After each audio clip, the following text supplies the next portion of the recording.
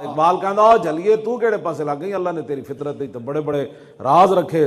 तेरी गोद ख्वाजा सुल्तानुल हिंद, औरतों की गोद दादा साहब पले, औरतों की गोद शहाबुद्दीन मोहम्मद गौरी पढ़िया, हाँ जी, औरतों की गोद इल्तमश पढ़िया, औरतों की गोद जहीरुद्दीन बाबर पढ़िया, औरतों की गोद कुतुबुद्दीन ऐबक पढ़िया, औरतों की गोद शेर शाह सूरी पढ़िया, औरतों की गोद महमूद गजनवी पढ़िया, औरतों की गोद तारिक बिन ज़ियाद पढ़िया, औरतों की गोद मूसा बिन नुसैर पढ़िया, औरतों की गोद यूसुफ बिन ताशिफीन पढ़िया।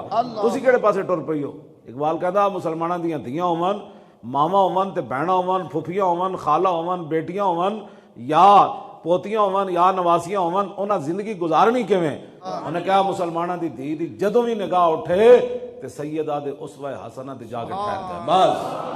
और आप दा उसवा हसना केवे कि जिनका आंचल न देखा माहो में